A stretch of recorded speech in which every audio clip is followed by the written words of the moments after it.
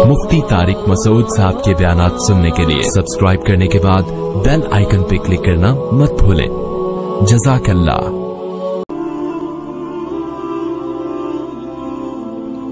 जहां भी ईमान और इस्लाम की बात आई है कुरान और सुन्नत में, वहां नमाज लाजमी साथ में चिपकी हुई है। तो इसलिए आपको नमाज तो पढ़नी ही पढ़नी है, इसमें तो नो का ऑप्शन है ही नहीं। ये साबित करने के लिए हम क्या हैं? मुस्लिम हैं, मर्द को भी औरत को भी। और ये सिर्फ बर्रे सगीर में है। इतनी मलेशिया में हमने देखा, वहां मस्जिदें भरी होती हैं, सब नमाज पढ़ते हैं, खवातीन भी पढ़ती हैं सारी, स्कार्फ लटके हुए होते हैं वहां। बेशक वो उसका जॉब कर रही है, होटल में कुछ भी कर रही है, नमाज के टाइम पे औरत भी आएगी मस्जिद में, स्कार्फ पहनेगी, फिर वहीं स्कार्फ निकाल के भी चली जाती है। ठीक है ना, जैसे हमारे टोपियां रखी हुई होती है ना, ऐसे। अफगानिस्तान में सब नमाज पढ़ते हैं, सऊदी अरब में सब नमाज पढ़ते हैं, दुबई में अरब के कैसे कैसे अय्याश हैं, नमाज के टाइम पे सारे ऐसे लगेगा जैसे इनसे बड़ा नेक दुनिया में कोई है ही नहीं। बादशाह नमाज पढ़ते हैं, वजीर नमाज पढ़ते हैं। हमारे यहाँ एक बहुत बड़ी लानत है कि होगा मुसलमान और अपने आप को मुसलमान भी कहता है, नमाज के वक्त में गायब। तो इसलिए इमाम अहमद इब्न हम्बल जो बहुत बड़े मुज्तहिद हैं, उनका ये फतवा है कि एक नमाज भी जो जानबूझ कर छोड़ देगा इस्लाम से खारिज हो जाएगा। अगरचे जुमहूर का ये फतवा है कि खारिज नहीं होता, कुफर के करीब हो जाता है वो, लेकिन इमाम अहमद बिन हम्बल की कोई कम हैसियत तो नहीं है ना। सऊदी अरब में उन्हीं को फॉलो किया जाता है। शेख बिन बाज, शेख सालेह अल उसैमीन सऊदिया के मुफ्ती आजम रहे हैं, इनका फतवा अब तक चला यही आ रहा है कि एक आदमी अगर फजर की नमाज के लिए अलार्म नहीं लगाता, उसने सुबह 8 बजे ऑफिस जाना है, रात को सोया सुबह 8 बजे का अलार्म लगा के, तो यानी इसने पक्का इरादा किया हुआ है कि मैंने फजर में नहीं उठ रहा। एक तो होता ना आंख खुली नहीं, इरादा तो था, नहीं खुली आंख, पक्का इरादा किया हुआ। उन्होंने कहा ये उसी वक्त मुर्तद हो जाएगा, क्योंकि इसने पक्का इरादा कर लिया है नमाज के कज़ा करने का, पक्का इरादा।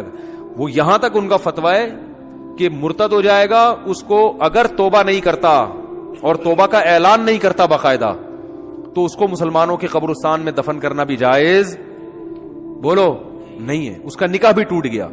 अगरचे जुमहूर इसको नहीं मानते, लेकिन इमाम अहमद बिन हम्बल की भी तो एक बड़ी वैल्यू है ना, और अब्दुल्ला बिन मसूद की भी कम वैल्यू नहीं है। वो फरमाते हैं हम नबी के दौर में किसी भी जुर्म को ये नहीं समझते थे कि इंसान काफिर हो जाता है, नमाज को हम ये समझते थे कि कोई छोड़ दे तो इस्लाम से खारिज हो जाता। तो इसलिए अरब में शराब पीने वाला भी नमाज पढ़ता है, क्योंकि मुसलमान में बहरहाल कुछ भी हो, इस्लाम का नाम अपने आप से हटाना पसंद नहीं करता। और आज हमने देखा है मस्जिदों के 7 घर हैं, नमाज के लिए नहीं आ रहे, और सफर में तो नमाजियों को देखा है नमाजें छोड़ते हुए। जरा आजकल पेपर है तो जी छोड़ दो नमाज। भाई पेपर में नमाज छोड़ना कहां से जायज हो गया?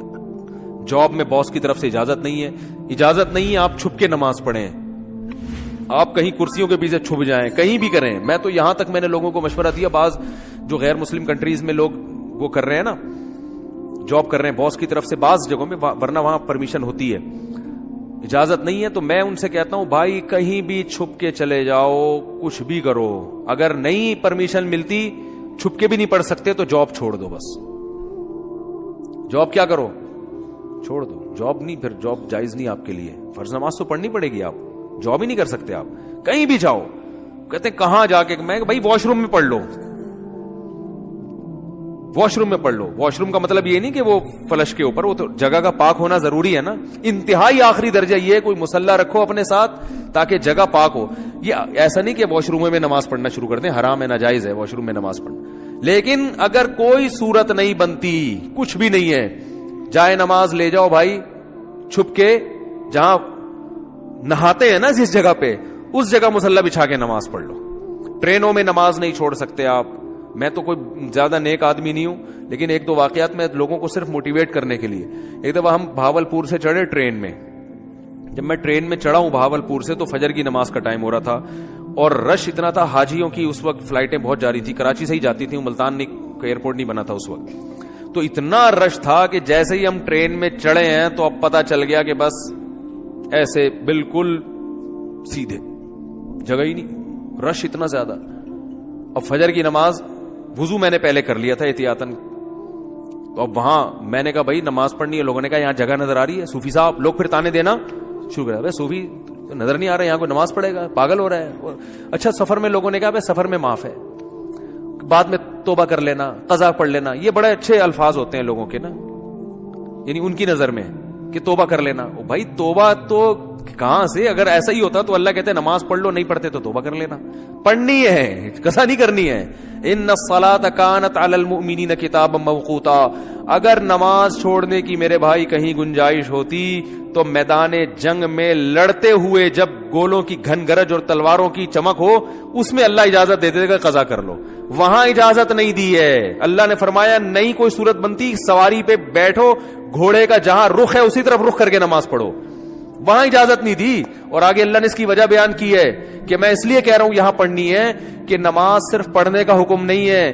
ان الصلاۃ کانت علی المؤمنین کتابا موقوتا. نماز مومنین پر مقررہ اوقات میں فرض ہے.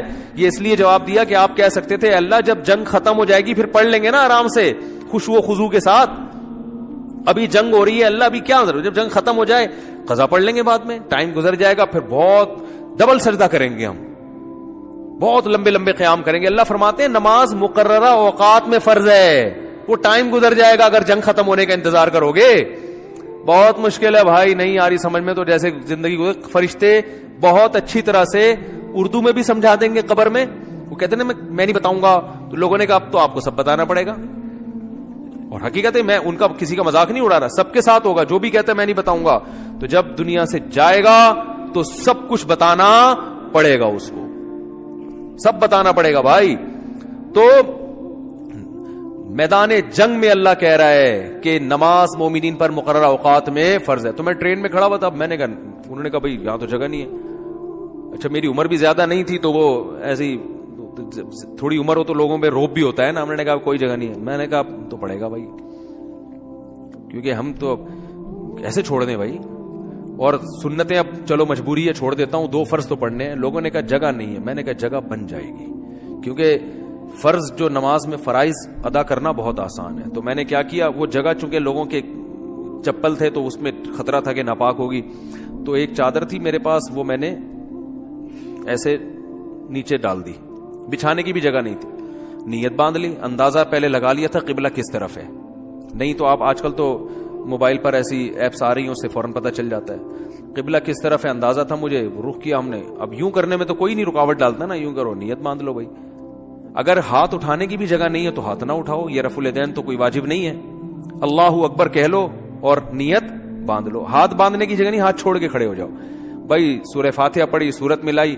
رکوع میں جب آپ رکوع کریں گے تو میں سوچتا تھا W11 کتنی بھی بھری ہوئی ہو, کنڈکٹر جب ایک دروازے سے چڑھ کے دوسرے دروازے پہ کرایہ لے کے نکل سکتا ہے تو ہم اتنے رش میں صرف ایک رکوع کی جگہ ہمیں کیوں نہیں بن سکتی. تو رکوع ہم نے کیا, جھکنا ہے نا رکوع میں, بس جھک جاؤ, بس لوگ خود بخود سائڈ پہ ہو جاتے ہیں بھائی. اس کے بعد آپ جب سجدہ کرو تو سجدہ نام ہے, ویسے تو پراپر سجدہ کرنا چاہیے. جگہ نہیں ہے تو بھائی ماتھا کسی طرح زمین پہ ٹکانا ہے, آپ ماتھا زمین پہ ٹکا دیا جا کے. تو 2 رکعت تمیز سے الحمدللہ پڑھ لی, کھڑا ہو گیا میں. پھر لوگوں نے کہا یار یہ, میں نے کہا ہو گئی, بس 2 فرض پڑھنے تھے, ہو گئے, ایسی کی تیسی, جو مرضی کرنا ہے, جو اکھاڑنا ہے اکھاڑ لو. صحیح ہے نا, کیونکہ تمہیں تو خود چاہیے جگہ دو نا. اور بعض دفعہ لوگوں کو شرم آ رہی ہوتی ہے, ہم سب کے سامنے نماز پڑھیں گے, لوگوں نے کہ تو بہت بڑا صوفی ہے. تو یاد رکھو شرم ان کمبختوں کو آنی چاہیے جو نہیں پڑھ رہے, ان کمبختوں کو آنی چاہیے. بھائی تم بھی تو ایمان کے دعوے دار ہو. اگر تم یہ کہتے ہو کہ ہم اسلام کو نہیں مانتے تو پھر پورا اسلام سے رشتہ ختم کرو. پھر آپ وصیت میں لکھو کہ مجھے عیسائیوں کے قبرستان میں دفن کرنا ہے, مجھے ہندوؤں کے میری چتا کو آگ لگائی جائے. ٹھیک ہے نا, یہ لکھ کے جاؤ. جو نماز نہیں پڑھتا لکھے کہ بھائی میں چونکہ نماز نہیں پڑھتا اور میں مانتا ہوں یہ ٹائم ویسٹنگ ہے اور یہ کیا مولویوں نے نماز رکھا ہوا ہے, تو لکھو کہ میری چتا کو, ایک ہندو ابھی مسلمان ہوا ہے تو میں نے, وہ مجھے کہہ رہے تھے کہ میں لائیو سب کے سامنے کلمہ پڑھوں گا نا, تو میں نے کہا چلو ہمارے بیان میں آپ کو لائیو ہم لے لیں گے. بیان سنتے تھے, اللہ کا شکر ہے وہاں انڈیا میں ان کو ایمان کی توفیق ملی, تو ہندو ہونے کے باوجود میرے بیان بڑے شوق سے سن رہے تھے. کہہ رہے سنتے سنتے میرا دل کیا کہ میں مسلمان ہو جاؤں, اللہ تعالیٰ قائم رکھے. تو میں نے کہا لوگوں کو موٹیویشن ملے گی, تو انہوں نے کہا میں سب کے سامنے. پھر مجھے خیال آیا بھائی اتوار میں تو ٹائم ابھی ہے, زندگی کا کوئی بھروسہ نہیں ہے. میں نے کہا اگر آپ اس سے پہلے مر گئے, انہوں نے کہا بات تو ٹھیک ہے. میں نے کہا پھر فون پہ ہی کلمہ پڑھو. تو انہوں نے کلمہ تو پڑھ لیا, ماشاءاللہ مسلمان ہو گئے, بیان بھی سن رہے ہیں. لیکن انہوں نے کہا میرے لیے سب سے بڑی آزمائش یہ ہے کہ ہندوؤں میں جب ماں کا انتقال ہوتا ہے تو بڑا بھائی ہے جو چتا کو سب سے پہلے آگ لگاتا ہے. میں سب سے بڑا ہوں, اور میری ماں کی طبیعت بہت خراب ہے, بظاہر ایسا ہی لگتا ہے کہ وہ دنیا سے جانے والی. تو میں نے تو ان کو سمجھایا اپنی ماں کو مسلمان کر لو. کہہ رہے وہ نہیں ہوگی, وہ نہیں ہوتی. تو کہنے کا میرے لیے مسئلہ یہ ہے کہ ان کے انتقال کے بعد چتا کو آگ سب سے پہلے میری ذمہ نہیں لگائی تو پورا خاندان کھڑا ہو جائے گا. اب ان کا کیس چل رہا ہے. میں نے ان کو مولانا کلیم صدیقی صاحب کا نمبر دیا ہے ہندوستان میں کہ ان سے رابطہ کریں, وہ آپ کی مدد کریں گے. تو ہندو تو چتا کو آگ لگاتے ہیں بھائی, جو نماز نہیں پڑھتے. تو آپ بھی اگر نہیں مانتے نماز کو, جو زیادہ تر یہ فواد چودھری معذرت کے ساتھ اس طرح کے لوگ بار بار علماء کو برا بلا کہہ رہے ہوتے ہیں نا, ان سے کو آپ وصیت لکھو کہ میرے مرنے کے بعد کوئی مولوی میرے جنازے کے قریب نہیں آئے گا, میری نماز جنازہ کوئی مولوی نہیں پڑھائے گا. تو یہ سب پھر مولوی سے اگر آپ نے دستبرداری کا اعلان کرنا ہے تو پھر پورا مولوی لیس ہو جاؤ آپ, صحیح ہے نا. تو اپنے مفاد کے لیے مولانا آ رہے ہیں, نکاح پڑھانے کے لیے مولانا آ رہے ہیں, چلو نکاح تو عدالتیں بھی پڑھا دیتی ہیں, جنازے میں سب سے زیادہ تو آپ پھر اپنا جنازہ پڑھواؤ, یا تو پڑھواؤ ہی نہیں, کیونکہ تو مولویوں نے ہی بتایا نا جنازہ ہے, یا تو پڑھواؤ نہیں. اگر پڑھوانا ہے تو مائیکل جیکسن ٹائپ کا کوئی آدمی ہونا چاہیے, لبرل بالکل, جو موسیقی کا, کیونکہ آپ نے یہ بھی ایک دفعہ ارشاد فرمایا تھا کہ علامہ اقبال بھی موسیقی سنتے تھے, قائد اعظم بھی, مولویوں کی طرح تھوڑی تھے عجیب سے. تو پھر کوئی ایسا ہی گلوکار ملک کا جو سب سے بڑا ڈانسر ہو, وہ آپ کا نماز جنازہ مٹک مٹک کے پڑھائے. پھر اللہ سے دعا کرو بھائی, نماز سے اللہ ہمارا رشتہ قائم کر دے. تو اذان پر ابھی بیان باقی ہے کہ اتنی اللہ کو یہ عبادت پسند ہے نا کہ پیدا ہوتے ہی اللہ کان میں اذان کہلوا دیتے ہیں. اس کے بعد جو ندائیں صبح فجر میں آواز گونجتی, اللہ اکبر اللہ اکبر, حی علی الصلاۃ, الصلاۃ خیر من النوم. پھر اللہ کہتے ہیں ظہر میں دوبارہ یاد دلاؤ, مؤذن کو کہتے ہیں جا بھائی اسپیکر پہ بٹن آن کر, بولتا رہے بس تو. لوگ کہیں گے کہ یار جب نماز کا ٹائم ظہر کا 1:05 ہے تو بتانے کی ضرورت کیا ہے. اللہ کہتے ہیں ان کی باتوں میں مت آنا, 1:05 ہے تو 1:45 پہ بتا دینا ان کو کہ 15 منٹ رہ گئے, 20 منٹ رہ گئے. فجر کا ٹائم روزانہ اناؤنس ہوتا ہے, آج 6:30 پہ, آج 6:45 پہ اناؤنسمنٹ ہوتی رہے گی. اللہ کہتے ہیں اتنی اناؤنسمنٹ کافی نہیں ہے, ہر دفعہ پوری اذان ہوگی, حی علی الفلاح, آؤ کامیابی کی طرف, آؤ نماز کی طرف. حج میں اعلان نہیں ہوگا, رمضان کا اعلان نہیں ہوگا, اعلان کرنے والوں کو برطرف کر دیا, ہلال کمیٹی سے نکال دیا, ٹھیک ہے نا. نماز کا ہر دفعہ اعلان ہوگا, اور اتنی اذانیں ہوتی ہیں نا پوری دنیا میں کہ ایک سیکنڈ کے لیے بھی دنیا اذان سے خالی نہیں ہوتی, دی جا رہی ہے اس وقت سے. تو یہ اس لیے کہ اللہ کی نظر میں اس کی اہمیت اور ویلیو بہت زیادہ. اللہ کہے گا ابھی اس مؤذن کو کہا ہے صرف ان کو سناؤ, زبردستی کسی کو لے کے نہیں آؤ مسجد میں, ابھی زبردستی کا ٹائم نہیں ہے, ابھی حساب و کتاب کا ٹائم نہیں ہے. تم نے حی علی الصلاح حی علی الفلاح کہہ دیا, اللہ کی کبریائی بیان کر دی, ان کی مرضی آئے نہ آئے. تم گھر تک تھوڑی جاؤ گے بیل بجا کے, بھائی میں نے تمہیں حی علی الصلاح کا, تمہیں سمجھ میں نہیں آیا کیا, انگلش میں بتاؤں میں تمہیں؟ نہ نہ, مؤذن کے لیے جانا کیا ہے, ناجائز. علماء نے لکھا ہے کہ جب اذان ہو جائے نا تو کسی اور طرح سے دعوت دینا جائز نہیں ہے, کیونکہ یہ اللہ کی دعوت کمپلیٹ دعوت ہے. اب آپ اخپل طریقے سے مائک بھونپو ہاتھ میں لے کے لوگوں بلانے, جیسے بعض جگہوں پہ ہم نے دیکھا مسجدوں میں اذان ہو جاتی ہے, پھر ایک اردو میں اذان شروع ہو جاتی ہے, حضرات اذان ہو گئی ہے, مسجد میں اتنے بجے ٹائم ہے, آپ کو بتایا آپ آ جائیں, مرنا ہے ایک دن اٹھنا ہے, وہ پورا پروگرام شروع ہو جاتا ہے نا. چلو زندگی میں کبھی ایک آدھ دفعہ ہو جائے تو ایک الگ بات ہے, لیکن مستقل بنیادوں پہ بھی بعض مسجدوں میں ہو رہا ہے. ہمارے چھوڑو رہنے دو. تو اس لیے علماء نے کہا اللہ نے پراپر رکھی اس لیے کہ اب دوبارہ کسی اور دعوت کی ضرورت نہ ہو. تو اب اللہ کہتے ہیں اب آنا ہے آ, نہیں آنا نہیں آ, یہ حساب میں آخرت میں لوں گا کہ تو اتنا ڈھیٹ 1400 سال سے فضاؤں میں ہر نماز کے ٹائم پہ یہ ندا گونجتی ہے. نہ سردیوں میں اس میں ناغا ہوتا ہے, نہ گرمیوں میں ناغا ہوتا ہے, نہ راتیں لمبی ہوں تو ناغا, نہ راتیں چھوٹی ہوں, حتیٰ کہ سفر میں بھی اذان کا حکم ہے. اذان کہو, پھر جنگل میں اکیلے نماز پڑھ رہے ہو اذان کہو. یہ ایسی اللہ کو ندا پسند ہے بھائی, یاد دہانی لازمی کراؤ. تو اس لیے بھائی یہ بار بار دعوت, اذان کی اہمیت نہیں پتہ چلتی, اس سے نماز کی اہمیت پتہ چلتی ہے. تو عزم کرو زندگی میں کچھ بھی ہو جائے نماز قضا نہیں کرنی. جو جماعت کی نماز کے عادی نہیں ہے وہ کم از کم اتنا کر لیں کہ پہلا اسٹیپ یہ ہے کہ قضا نہیں ہونے دینا کسی صورت میں. پھر اگلا اسٹیپ کیا ہے, جماعت نہیں چھوڑنی کسی صورت میں. وہ جماعت اصل تو نماز ہے ہی جماعت سے, اور اگر کبھی چھوٹ جائے نا تو توبہ کرنی ہے اور اس کو قضا کر کے اگلی پڑھنی ہے. پہلے اس کی قضا پڑھنی ہے پھر اگلی, اور کچھ جرمانہ بھی رکھیں اپنے اوپر. سمجھتے ہو کہ نہیں سمجھتے؟ اللہ تعالیٰ سمجھنے کی عمل کی توفیق عطا فرمائے.